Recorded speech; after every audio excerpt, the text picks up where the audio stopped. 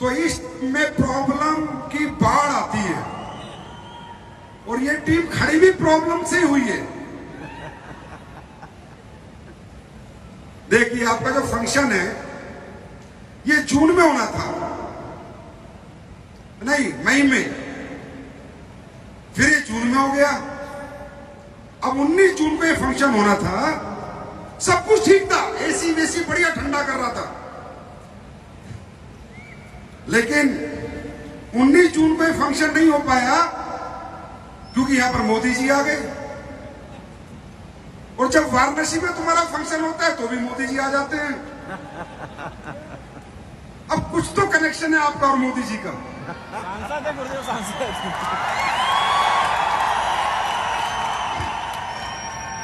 जब मोदी जी दोबारा प्रधानमंत्री बने थे तो वाराणसी के खोल में आपका फंक्शन था, तो वहां भी मोदी जी आ गए।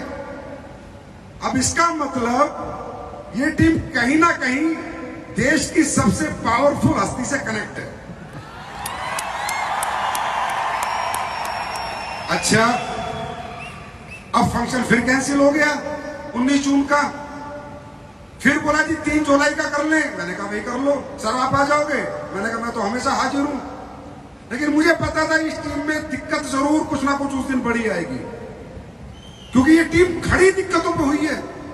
वो दिक्कत मैं भी आपको बताने वाला हूं, एक स्टोरी। अब भाई साहब, परसों अविनाश जी का फोन आता है, रोलिंग एवेक्शन के मालिक का, सर एसी खराब हो गया, इस इंदिरा गांधी स्टेडियम से लेटर आया है कि शो को आगे बढ़ा दो। मैंने कहा अभी एसी खराब हुआ, अगली बार पंखे भी खराब हो जाएंगे, टीवी एसी है।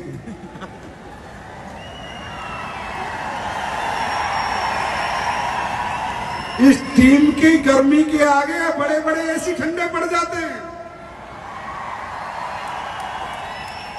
तो मैंने कहा भाई कैसे भी करके फंक्शन कर दे, अगली बार तू कोई डेट लिखेगा तो पता चलेगा हॉल में कुछ और बड़ा कांड हो गया।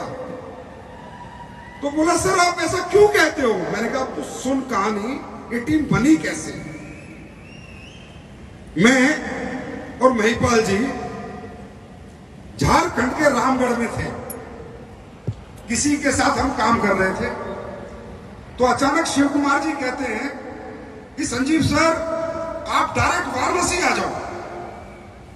और मैं आ रहा हूं, शायद वो आ भी गए थे हमें लेने, मुझे ज्यादा ध्यान नहीं है, पुरानी बात है। तो मैंने 5 साल से अपनी जिंदगी में, मतलब 2016 से पहले 5 साल से पहले से मैंने फ्लाइट में ही ट्रैवल करता था, तकरीबन फ्लाइट में। और अगर फ्लाइट नहीं है तो राजधानी तो है ही, नहीं तो कार। तो मैंने कहा बिल्कुल शिव कुमार जी। बोला सर हम लोग वाराणसी में काम शुरू करने वाले हैं और आपको एक बार मैं मिलवाना चाहता हूं अपने लोगों से, तो आप रांची से, रामगढ़ से सीधे वाराणसी आ जाए। मैंने कहा बताइए कैसे आना है? बोला सर थोड़ी सी तकलीफ होगी। और तकलीफ तो इस टीम में शुरू हो गई थी। मैंने कहा क्या?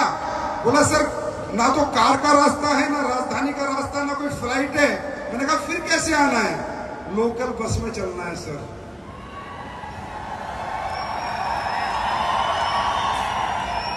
कौन? 2016 में कंपनी काफी अच्छे लेवल पे थी, पैसे की कोई कमी नहीं थी, लोकल बस में चलना है। तो मैंने कहा भाई ठीक है, मुझे पता है जहां तकलीफें हैं वहीं कामयाबी है, मुझे पता है। तो जी हम बस में बैठ गए। अब शिव कुमार जी ने हमें बस में ऊपर की सीट दिलवा दी। बोला सर चिंता मत करो शिव कुमार जी, लीडर का काम है मोटिवेट करना प्लेन को। बोले सर चिंता मत करो, बहुत बढ़िया बस है, गद्दे लगे हुए, स्लीपर है स्लीपर। अब साहब गद्दों के अंदर बदबू, कंबल के अंदर बदबू, पता नहीं कितने लोगों की टाट का तेल उस तकिए पे था, भगवान जाने। मैं बड़ी मुश्किल से उसमें बैठा, हम चल दिए। अब बस कहीं रुकी, मुझे भूख लगी हुई थी, तो मैंने कहा भाई खाना खाएंगे। तो बस रुकी, मतलब मैंने अपनी जिंदगी में उससे घटिया ढाबा और घटिया खाना अपने जीवन में आज तक तो नहीं देखा। बस रुकी, शिव कुमार जी बोले सर खाना खा लो। तो खाने का नाम क्या था? तड़का रोटी, तड़का रोटी, तड़का रोटी।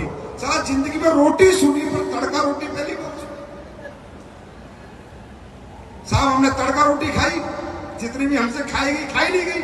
आधी रोटी में हमारे तड़क भड़क हो गए। आधी रोटी में मैं तड़क भड़क हो गया था तड़का रोटी से। फिर आगे गए, प्रॉब्लम सुनो तो पता चला कि बस से उतरने के बाद हमें एक बहुत ही बेहतरीन लीडर लेने आए हुए हैं, वो भी कार के साथ। मैंने कहा बहुत बढ़िया। बोला लेकिन सर उनको कार चलानी नहीं आती, आज पहली बार कार के साथ आए हैं। मैंने कहा साला टीम बनाने आया हूं या अपनी कमर खुदवाने आया हूं। पता चला अमित दुबे जी खड़े हैं कार लेके और जिंदगी में पहली ड्राइव मुझे बैठा के कर रहे हैं। आप समझ रहे हो? फिर ये मुझे लेके चले जाते हैं, चलो वहां पर मैं लोगों के साथ बैठता हूं। उससे पहले मैं कभी विश्वनाथ बाबा के पास नहीं गया था, धरती पे मेरा आगमन नहीं हुआ था।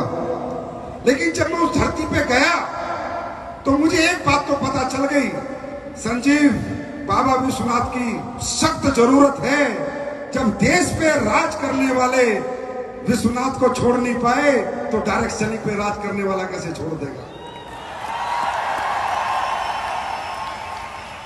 और भला हो बाबा विश्वनाथ का, जब से कंपनी ने वाराणसी में शुरुआत की है, जैसे मोदी जी जीतते जा रहे हैं, असली बीएसपी जीतती जा रही है। आज तक हार का मुंह हमने नहीं देखा। तो साहब जितनी तकलीफ इस टीम को होती है उतने ही बड़े इतिहास ये टीम रचती है। अब जब से मैं आया हूं मैं देख रहा हूं टकाटक टकाटक टकाटक टकाटक टकाटक यही चल रहा है। और मैं ये भी देख रहा हूं ये चल रहा है, 9 घंटे से चले जा रहा है, बंदा भाग नहीं रहा, पीछे नहीं हट रहा। तो ये क्या हो रहा है? ये क्या गर्मी कह रही है हार? नहीं हारूंगा, नहीं हारूंगा, नहीं हारूंगा, और नहीं हारूंगा, और नहीं हारूंगा, और नहीं हारूंगा। दोस्तों ये जिद और ये जुनून ही आपको आगे लेके जाएगा। ऐसी गर्मियों की क्या औकात जो इंसान के मर्द की गर्मी को बुझा सके।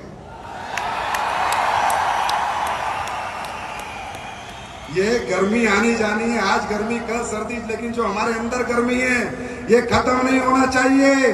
और जो गर्मी तुम झेल रहे हो ना, जितने झेल रहे हैं, जो बाहर भाग गए उनका तो हो गया, विकेट गिर गया, जो बाहर गए उनका विकेट तो गिर चुका, लेकिन जो डटे हुए हैं याद रखना अभी तो ये गर्मी है, अब जेब भी गर्म होने वाली है।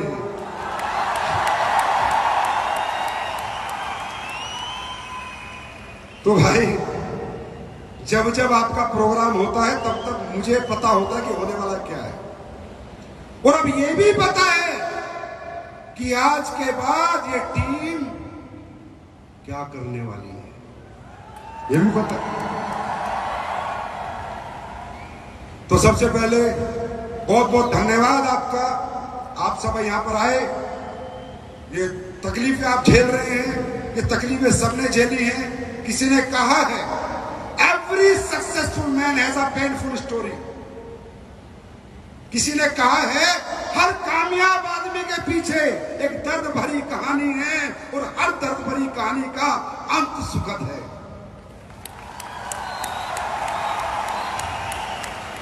तो आप सब जो भी तकलीफ अपने जीवन में झेलेंगे, जितना लड़ेंगे उतने ही मजबूत होंगे।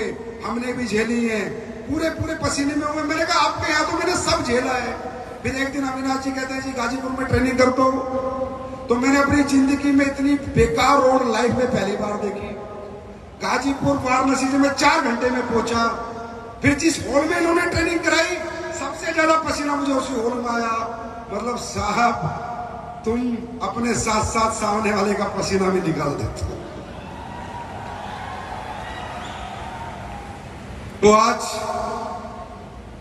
बहुत बड़ी बड़ी अचीवमेंट आपके बीच में आई और आप सब लोग उन अचीवमेंट का हिस्सा बने। और दोस्तों समझने की और सोचने की बात यह है कि जितने भी लोगों को अचीवमेंट आई हैं, ये कोई अंबानी टाटा बिरला के बच्चे नहीं हैं, ये आपके और मेरे बीच में से हैं। ये आम आदमी के बच्चे हैं जो आज यहां पर खास बन गए हैं। और ये मौका हम सबके पास है, हम सबके पास है। आपको दिल्ली क्यों बुलाया हमने क्यों कहा आप दिल्ली आइए, ये फंक्शन अटेंड कीजिए? इसका मकसद क्या था? आप सोचिए। आपने हमारी कंपनी में प्रोडक्ट ले लिए, यस और नो? भाई ले लिए ना, कंपनी को पैसे आ गए, हमने कमा लिया जो आपसे कमाना था। जो आपको यहां पर लेके आया है उसने भी आपसे पैसे लेके प्रोडक्ट आपको दे दिए, उसने भी जो कमाना था कमा लिया। फिर क्यों मेहनत करके आपको लेके आया है? क्योंकि वो कमाना नहीं चाहता, वो आपको कमाना चाहता है।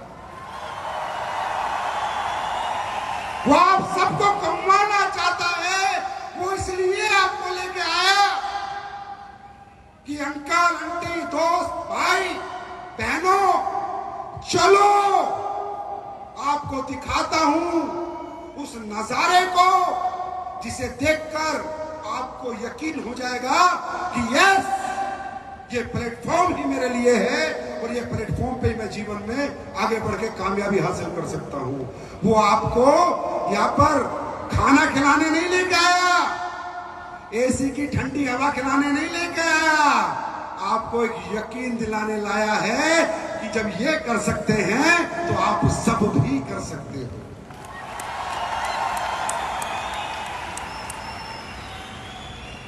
तो एक बात याद रखना, ये दुनिया अलग है। आप बाहर की दुनिया से हमारा कंपेयर करोगे तो आप फंस जाओगे, असमंजस में फंस जाओगे, आप सही गलत का फैसला नहीं ले पाओगे। और अगर आप हमारी दुनिया को समझोगे तभी आप यहां पर सही और गलत फैसला ले पाओगे। ये दुनिया अलग है, ये बाहर की दुनिया नहीं है। बाहर कोई नहीं पूछेगा आपको, हम आपको भरोसा दिलाते हैं, विश्वास दिलाते हैं, आप कर सकते हो, बड़े आदमी बन सकते हो, आप सपने पूरे कर सकते हो, आप अच्छी जिंदगी जी सकते हो, आप गरीब के घर से हो, मिडिल क्लास घर से हो, अपर मिडिल क्लास से, अपर क्लास, कोई फर्क नहीं पड़ता। और बाहर की दुनिया कामयाबी की कीमत लेती है और हमारी दुनिया कामयाबी की कोई कीमत नहीं लेती आपसे। बाहर की दुनिया में जाओगे, कामयाबी मांगोगे, पैसा मांगोगे, सफलता मांगोगे तो आपसे पूछेगा कितना पढ़ा है, कितना एक्सपीरियंस है। 12वीं है तो 10,000, बीए है तो 15,000, एमए है तो 20,000, एमटेक है तो 30,000, एमएससी है तो 25,000। बाहर की दुनिया कामयाबी की कीमत लगा के बैठी है। या तो डिग्री ले जाके दो या तजुर्बा ले जाके दो, तब आपको आपकी औकात नापते। औकात कि तेरी औकात 15,000 की है, तेरी 20 की है, तेरी 25 की है, तेरी 30 की है, इससे ज्यादा कुछ नहीं, क्योंकि तेरे पास ये डिग्री है। बाहर की दुनिया में कामयाबी मांगोगे तो टैलेंट मांगेंगे कि क्या टैलेंट है, किस बात के पैसे दूं मैं तुझे। बाहर की दुनिया में कामयाबी मांगोगे तो पूछेगा कितना पैसा लगा सकता है पैसा कमाने के लिए। बाहर की दुनिया कामयाबी की कीमत लगा के बैठी है, डिग्री के नाम पे, टैलेंट के नाम पे, दौलत के नाम पे। और हमें कामयाबी की कीमत क्या लेते हैं? आपकी हिम्मत के नाम पे, आपके जज्बे के नाम पे। हमें कोई मतलब नहीं भाई साहब आप कितने पढ़े लिखे हैं, हमें कोई मतलब नहीं आप किस घर से हैं, हमें कोई मतलब नहीं आप गरीब हैं अमीर हैं, हमें कोई मतलब नहीं आपकी उम्र क्या है, हमें कोई मतलब नहीं आपकी क्या जात है, क्या बात है, हमें कोई मतलब नहीं आपका क्या एक्सपीरियंस है। हमें मतलब है क्या आपके सपने हैं, अगर हैं तो हम आपका मतलब पूरा करेंगे। क्या सपने हैं? क्या आपके सपने हैं? और यहां पर कोई बड़ा नहीं, कोई छोटा नहीं, कोई एमडी नहीं, कोई सीईओ नहीं। ये तो डिग्रियां आप लोगों ने दे रखी हैं। कोई रॉयल एम्बेसडर नहीं, कोई एम्बेसडर नहीं। हमें रैंक मिला अपनी मेहनत के अनुसार, लेकिन ये दुनिया का इकलौता प्लेटफॉर्म है जहां हम सब एक हैं, एक हैं, एक हैं।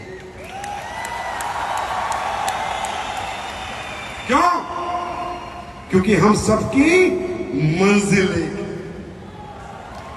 हम सबकी मंजिल एक है। आप भी ब्रांड एम्बेसडर बन सकते हो, आप भी, आप भी, आप भी, आप भी, आप भी, आप भी। तो यहाँ कोई छोटा बड़ा नहीं है, ये वो परिवार है जहां सब एक सपने के लिए और एक मंजिल के लिए मेहनत करते हैं।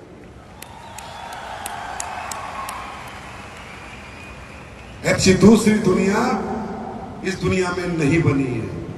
और दोस्तों, जितना मैं समझ पाया हूं 15 साल में, जितना मैं 15 साल में देखता हूं, लोगों से मिलता हूं, मैं ये भी समझता हूं कि ज्यादातर लोग यहां सपनों के लिए नहीं आते, जरूरतों के लिए आते हैं।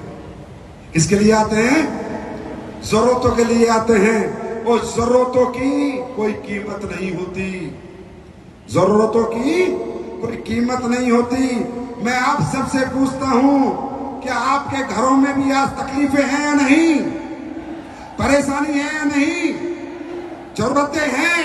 कोई किराए के घर पे रहता होगा, किसी का 1 कमरे का घर होगा, किसी का 2 कमरे का घर होगा, किसी को कोई मोटरसाइकिल पे होगा, कोई साइकिल पे होगा, कोई कार में होगा, किसी के बच्चे अच्छे स्कूल में होंगे, किसी के सरकारी स्कूल में होंगे, किसी के माँ बाप बीमार होंगे। कोई ना कोई जरूरत, कहते हैं जरूरत ही आविष्कार की जननी है। और इस दुनिया में कोई भी आदमी अगर प्रयत्न कर रहा है, प्रयास कर रहा है, मेहनत कर रहा है, तो अपने परिवार की जरूरतों के लिए कर रहा है, ना कि सिर्फ सपनों के लिए। किसके लिए कर रहा है? सिर्फ जरूरतों के लिए कर रहा है दोस्तों, ना कि सपनों के लिए। तो एक बात याद रखना, ये व्यापार, ये डायरेक्ट सेलिंग इंडस्ट्री हमारा किसी का शौक नहीं है, हमारा किसी का शौक नहीं है। घर घर जाना, लोगों को समझाना, लोगों को प्रोडक्ट बेचना, उनसे पैसे लेना, ये किसी का शौक नहीं है। ये शौक बनाना पड़ता है क्योंकि इसके सिवा कोई रास्ता नहीं है, इसके सिवा कोई रास्ता नहीं है। ये हमारी मजबूरी है।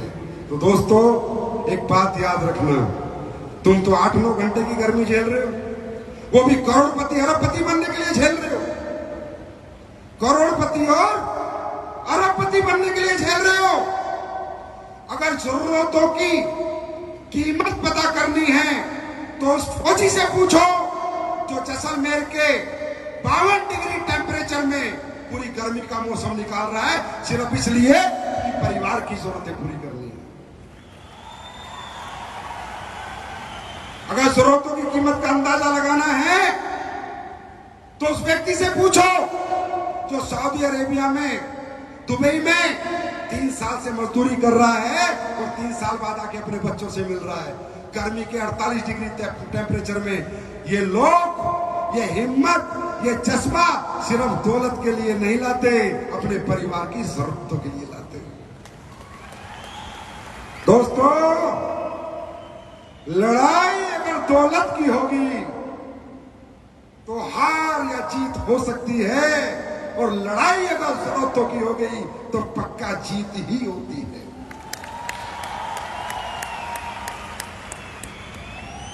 तैयार हैं? तैयार हैं? तैयार हैं?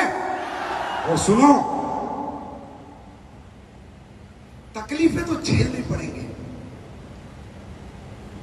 इसके लिए तैयार है ना, क्योंकि दुनिया में 2 तरह का सुख है और 2 तरह का दुख है। 2 तरह का सुख है और 2 तरह का दुख है। एक सुख है मानसिक सुख और एक है शारीरिक सुख। एक दुख है मानसिक दुख और एक दुख है शारीरिक दुख। ये आप सबको फैसला करना है, ये हॉल छोड़ने से पहले, किस सुख के साथ जीना है और किस दुख के साथ जीना है। दुनिया के अंदर जितने भी लोगों ने शारीरिक सुख को अपनाया है, आराम से सोना, आराम से उठना, गांव में पेड़ के नीचे जाके ताश खेलना, पूरे दिन गपशप मारना, होते ना लोग, आप लोग भी जाते हो कि भाई साहब काम करना, काम और मैं तो आराम करता हूं, है ना। मुझे कोई काम का शौक नहीं है, मैं तो आराम करता हूं। जितने भी शारीरिक सुखी लोग इस समाज में आपको मिलेंगे सब मानसिक दुखी होंगे। लड़की की शादी में कर्जा, घर में कर्जा, घर किराए का, फटे हाल, फटी चप्पल, फटा निक्कर। शारीरिक सुख वाला हमेशा बोलता रहेगा गवर्नमेंट कोई योजना नहीं ला रही, कुछ फ्री नहीं कर रही, पेट्रोल का रेट महंगा हो गया, दालें महंगी हो गई। जो शरीर को सुखी देते हैं ये गवर्नमेंट पे डिपेंड रहते हैं, और जो शरीर को दुख देते हैं ये खुद पे डिपेंड रहते हैं। शारीरिक सुख और मानसिक सुख। गांव में जाओ, अपने अपने गांव में, बोला जी किसान पैसे नहीं कमा रहा, ये पैसे नहीं कमा रहा, जाओ देखो तो सही। 2 घंटे से ज्यादा काम नहीं करते, 2 या 3 घंटे पूरे ताश खेलते, पूरे दिन ताश खेलते, और फिर कहते हैं पैसे नहीं आए। गवर्नमेंट कोई योजना नहीं चला रही, क्योंकि ये योजना पे आधारित लोग हैं और हम खुद पे आधारित लोग हैं, समझे। एक व्यक्ति हो जाए तो शरीर को दुख देता है, शरीर को दुख। जितने भी दुनिया में कामयाब लोग हैं शारीरिक दुखी हैं, मानसिक सुखी हैं। विराट कोहली, महेंद्र सिंह धोनी, शाहरुख खान, अमिताभ बच्चन, अंबानी, टाटा, बिरला, मोदी जी 16 घंटे डेली काम करते हैं हमारे देश के प्रधानमंत्री, 16-17 घंटे। क्या शरीर से सुख है? ना खाने का टाइम है, ना सोने का टाइम है। अंबानी 18 घंटे काम करता है, क्या शरीर से सुख है? अरे सुख है क्या? है क्या? ना खाने का टाइम है, ना सोने का टाइम है। विराट कोहली रोज प्रैक्टिस करता है, रोज सुबह ग्राउंड में पसीना बहाता है। अब इंग्लैंड में मैच, कल अफ्रीका में, परसों दिल्ली, फिर कलकत्ता फ्लाइट, फिर बेंगलोर फ्लाइट, फिर चेन्नई फ्लाइट। पता ही नहीं चल रहा जिंदगी कब निकल रही है। शरीर से दुखी है, कोई टाइम खाने का नहीं, कोई टाइम सोने का नहीं, कोई टीवी देखने का टाइम नहीं। शरीर से दुखी है, पर मानसिक क्या सुख है? वो जब ट्रैवल करते हैं तो ट्रैक्टर में नहीं, फ्लाइट में करते हैं।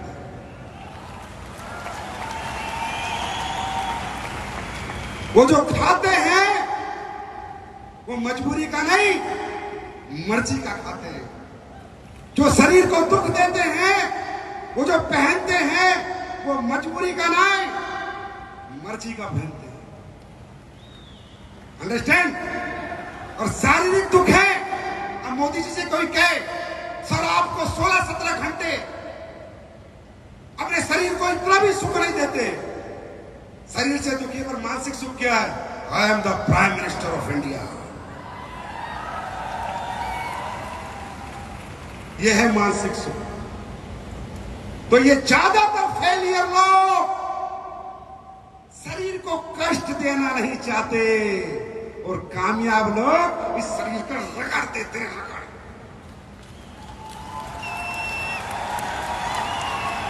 और जो जितना घिसता है उतना चमकता है। तो अगर शारीरिक सुख चाहते हो तो मजबूरी की जिंदगी जियोगे, और शरीर को दुख दोगे तो मर्जी की जिंदगी जियोगे, मर्जी आपकी। ये इंडस्ट्री भाई करना क्या है?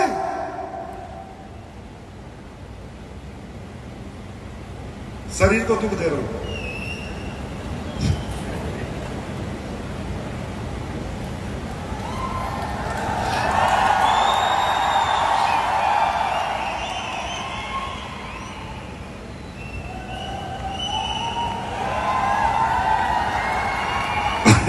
अच्छा एक बात बताओ भाई और बहनों, एक बात बताओ, हमारी इंडस्ट्री में करना क्या है? पैसे मर्जी के, जिंदगी मर्जी की, नाम मिलता है, सम्मान मिलता है, दाम मिलता है और पहचान मिलती है। जहां नाम भी मिले, सम्मान भी मिले, पहचान भी मिले, पैसा भी मिले, अगर वो नहीं करोगे तो और क्या करोगे?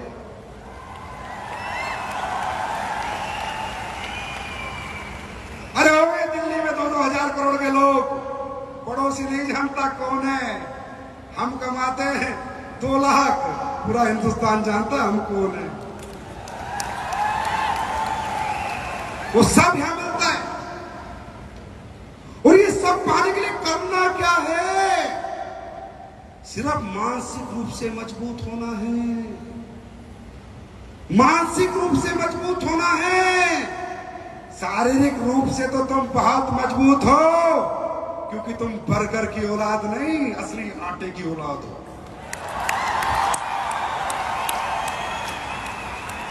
तुम किसी सेठ के बच्चे हो क्या?